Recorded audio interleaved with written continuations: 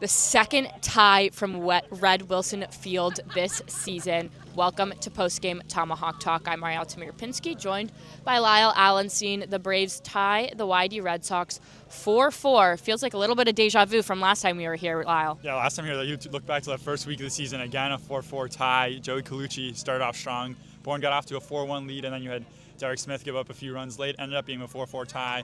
This one you saw they got out to a 3-1 lead, and then it got tied up 3-3. YD ended up taking a 4-3 lead. Braves tied it right back, and then you saw, just like Derek Smith, he gave up a couple runners on base. Same thing happened tonight, Packy Bradley Clooney, but just in both outings, they were able to not give up the loss, ended up with a tie, escaping it despite runners being on base. Yeah, and you mentioned it a little bit, but the relief pitchers just couldn't lock it in tonight. Yeah, we've been talking about it a lot this season. Some late performances from the relief pitchers.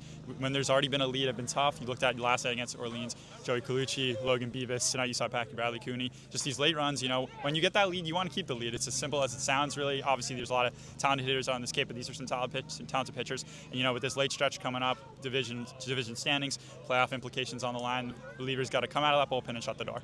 Well, thanks for joining me, Lyle. We'll be back at Dorn Park tomorrow for a rescheduled game against Harwich.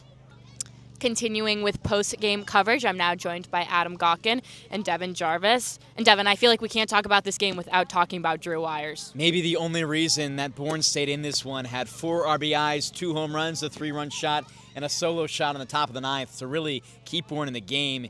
He was just incredibly clutch today. We've seen some great stuff from him already, but he even showed it further today. He's been so exceptional, only in his 3rd game, proving to be maybe one of the better players on this Bourne team in such a small sample size. You can't talk about this game without talking about Drew Wyers. Another close game tonight. We just couldn't get it done. Yeah, last night it was a very close one that Bourne faltered towards the end, and today it was another one where they had a chance. We're up 3-0 going into the bottom of the 8th, and then just couldn't get it done. Now, the one positive is that Drew Wyers did step up, one of the newcomers, and give that home run to give Bourne a point. But still, these are games that you want to come away with the win when you're leading going into the bottom of the 8th inning. Still, though, there's just a couple small things that have to be fixed, and this is the time in the year where you want to be able to fix those things. I think Bourne's in a good spot playing good baseball. There's just a few things that need to be fixed for those tight losses and ties like today to be turned into wins.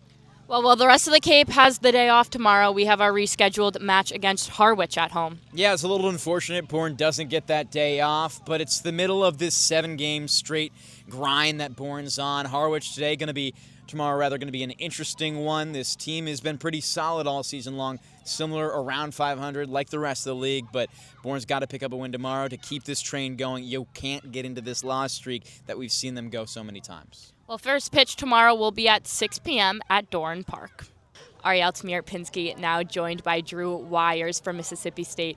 Drew, you had a 3-run homer in the 4th inning. You had another home run in the 9th inning. Your first home runs here on the Cape. How are you feeling?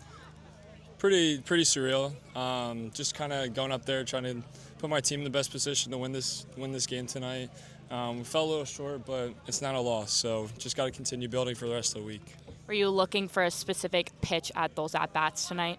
No, I think just being on time. I had to make an adjustment from the last game, just kind of getting a little too overstrided, so just needed to narrow up and start a little bit earlier.